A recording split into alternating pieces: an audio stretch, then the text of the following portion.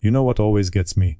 It's when the internet spends years acting like a game is going to descend from the heavens, fix your childhood, cure your trust issues, and personally validate every console purchase you've ever made. Game comes out, it's decent, and people react like somebody died. That's Crimson Desert right now. Because on paper, this should not be a disaster. A 78 on Metacritic is not some radioactive score.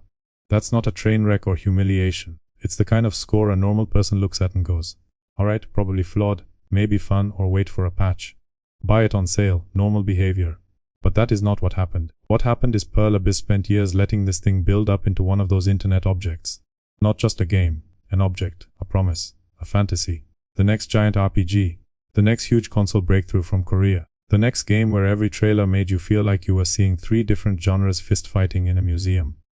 The second people realized it wasn't a 90+ masterpiece, the stock got nuked. That's the part people miss. Crimson Desert did not get punished for being bad.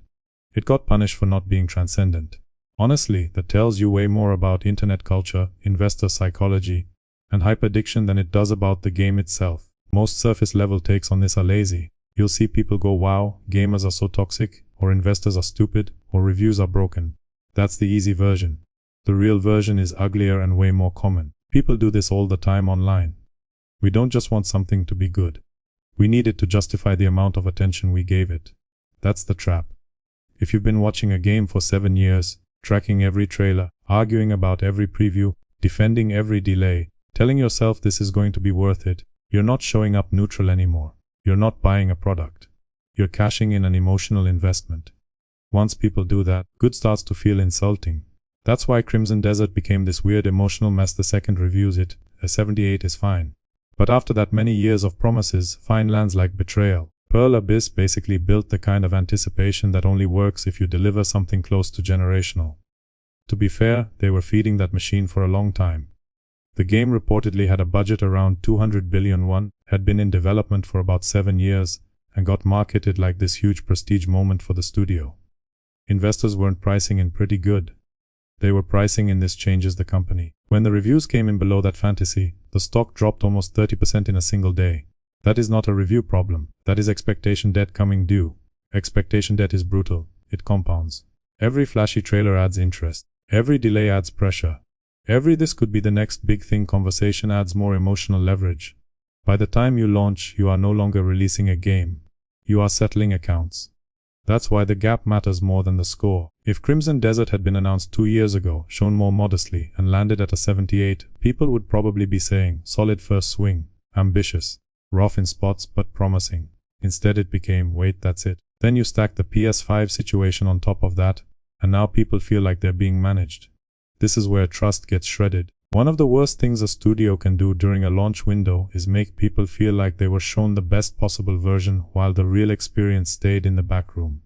Pro-launch coverage leaned heavily on PC and PS5 Pro footage. Console review code wasn't out there ahead of release. Then base PS5 players get their hands on it and start talking about blurry image quality, unstable frame rates, and performance dips in towns. Even if some of that gets improved with patches, the emotional damage is already done. Why? Because once people think you hit the weaker version, they stop arguing about performance and start arguing about intent. That's when the conversation changes from is this game optimized to did you know this would look rough and just hope nobody noticed until after launch. That shift is deadly. You can see why people go there. Pearl Abyss did put out day 1 patch notes mentioning performance and stability optimizations across PC and console. So clearly they knew there was work left to do. But players are not stupid. If the cleaner looking footage is what lives in marketing and the messy version is what regular buyers discover after purchase, that feels less like confidence and more like stage lighting. And this is the part where somebody always says, well, every game gets patched now. Yeah, that's the problem. We've normalized buying the promise of a future version. That happens with games creators, platforms, even people. Don't judge it now, judge it after updates. Don't judge them by what they did, judge them by the apology. Don't judge the launch, judge the roadmap. At some point you have to judge the thing you were actually given. That doesn't mean Crimson Desert is doomed. It means people are right to be annoyed. What makes this story more interesting is that the game itself sounds like the exact kind of release that splits people straight down the middle. Some critics love the combat. Some think it's janky. Some say the world is incredible. Some say the story is weak and the systems feel like MMO leftovers jammed into a single-player game. Some sound genuinely impressed by how weird and ambitious it is. Others sound exhausted by how messy and overloaded it feels. That kind of split tells you something important. This isn't one of those clean disasters where everybody agrees it's broken trash. It's more uncomfortable than that. It's a game with real highs and obvious weaknesses, which is exactly the kind of game that becomes a psychological war online, because now people can project whatever they want onto it. The believers can say, see, you people are too impatient. This game actually has depth. The skeptics can say, no, this is all style and confusion. Both sides can find enough evidence to keep fighting. That's catnip for the internet. Because the internet doesn't just like opinions, it likes identity through opinions. If you bought in early, pre-ordered, defended it for months, and maybe even tied some pride to the idea that Pearl Abyss was about to land a monster hit, you are not discussing frame pacing anymore. You are defending your own judgment. The same thing happens on the other side. If you were skeptical from the jump, if the giant flashy trailers felt too good to be true, now you get the pleasure of being right in public. That's a powerful drug too. So the game stops being a game, it becomes a loyalty test. And that's the real commentary angle here. Crimson Desert is what happens when hype transforms a release into a referendum on taste, trust, and prediction. That's also why the stock market and the player response can look like they're living in different universes. Investors panicked because they were looking for a breakout event. Players, meanwhile, were still buying the thing. Reports ahead of launch had Steam pre-orders approaching 400,000 copies, and it was charting strongly on storefronts. So you end up with this bizarre split where the market is saying, this failed to become the mega hit we priced in, while actual players are saying, I still want to see it for myself. Honestly, that divide makes perfect sense. Investors trade expectations. Players buy curiosity. Those are not the same emotion. A player can look at Crimson Desert and say, yeah, the story sounds messy and the PS5 version sounds questionable, but the combat and world still look sick. That person might still buy. An investor looks at the same game and goes, wait, this isn't landing like Elden Ring. Sell. One group is chasing an experience. The other is chasing an outcome. That's why a 78 can be commercially fine and financially terrifying at the same time.